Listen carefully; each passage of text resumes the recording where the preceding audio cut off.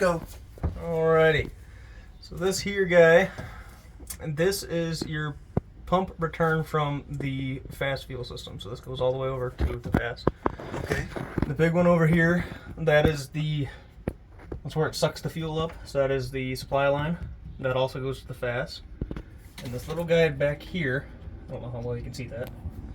That little one back there, that is for the Venturi. So this uses a Venturi to suck the fuel into itself and help pull the fuel up. Okay. And that comes off the 2-engine side of the FASS system. Okay, okay. And then this is your stock fuel line.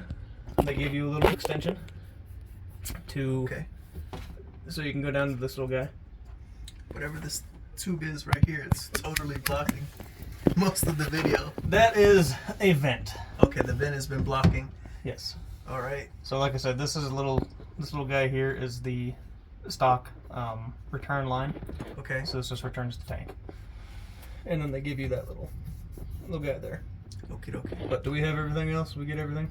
And then obviously your plug goes on the center. Yeah. So. And then explain those lines again, just in case because that vent tube was kind of in the way. The first three. Sure. This one here is the return line from the pump, from the FASS fuel system. Okay. The big one with the black here, that is the suction line to the FASS fuel system. So that's what the FASS uses to suck the fuel up. Okay. And then this one here, that is the Venturi line, is what they're calling it. So it uses the pressurized portion of the fuel to send it back to this portion of the tank to help the fuel get sucked up. And what about these ginormous vents? Where do we put them? That came with it, because it came like 2 vent lines. So yep, there's one at the front and there's one at the back here. Okay. And you can just tie these up anywhere above the wheel lines. So this one can get tied up here, and that one, there's one at the front, can get tied up somewhere on the frame rail. Ah, okay. Just for it to ventilate. Yep. And then obviously, like I said, this is the filler neck vent. Okay. This big guy here and that guy right over here, way out over there. That one is your filler neck. Okay. So.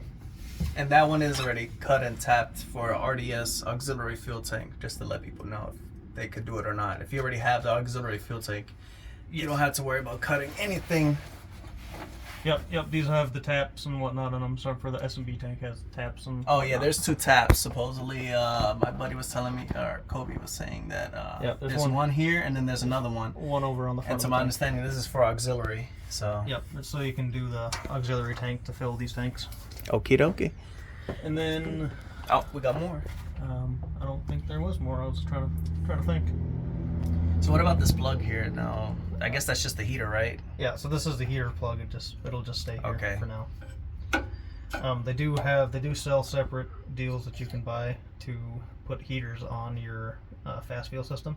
Okay. So this plug is no longer in use at all.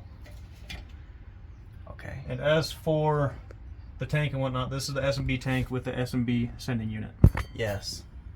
So that is what those 4 ports are at the top. I don't know how the FASS sending unit works. The FASS doesn't have, it only has 3. Only has 3, okay. Yeah, I looked into it. That's why I was kind of confused with this one, how it has 4, so I was kind of nervous. Yeah, so the FASS will be a little bit different. This is the S&B's sending unit for this tank. Okie dokie. Alright. Alright, appreciate it for the video, Kobe. Yes, sir. Hopefully I explained that good enough. That's more than enough. Because, man, most